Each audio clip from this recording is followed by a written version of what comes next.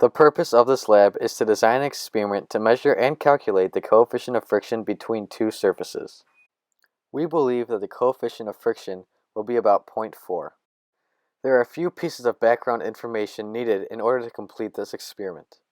The first being knowing sine equals opposite over hypotenuse, cosine equals adjacent over hypotenuse, and tangent equals opposite over adjacent. The second being acceleration equals 2 times displacement all over time squared. It is also necessary to note Newton's second law, which gives us the sum of the forces equals mass times acceleration. Using this background information, we found that the coefficient of friction equals gravity times cosine theta minus acceleration all over gravity times sine theta.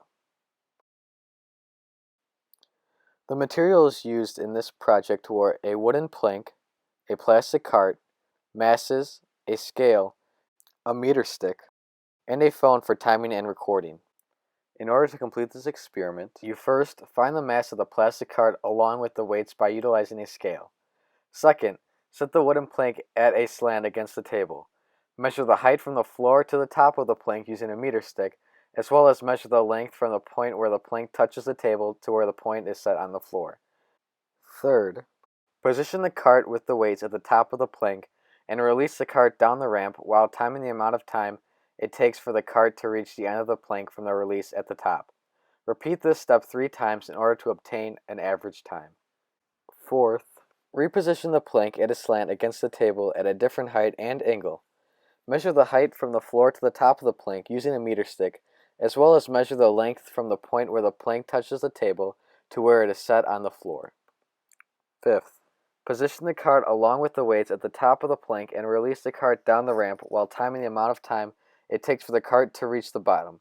Repeat this step 3 times in order to obtain an average time. Finally, plug the data found from the previous steps into the derived coefficient of friction equation to complete the lab. Here is a table of our distances and times. To find the two angles, we use the measurements in the previous table and use trig to solve for the angles. This table shows the values of the average angles and their corresponding time. Using this data, we were able to find the acceleration. We then used all this information to find the coefficient of friction by plugging it into the derived equation. To illustrate our findings, we drew free body diagrams of both situations.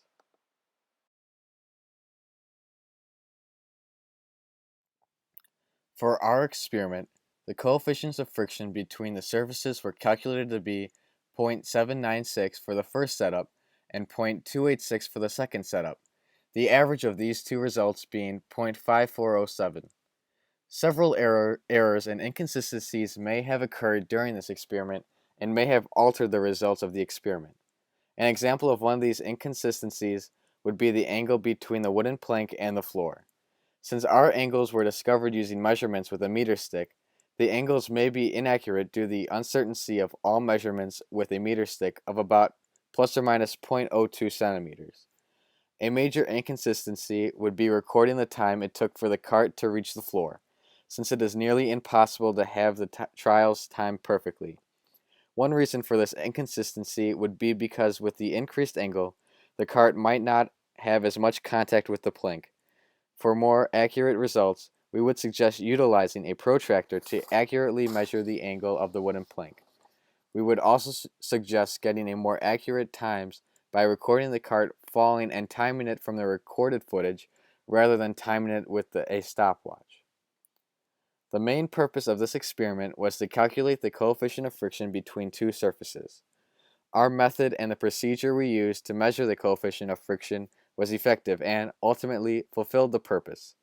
The coefficients we calculated in R2 test were not as similar as expected.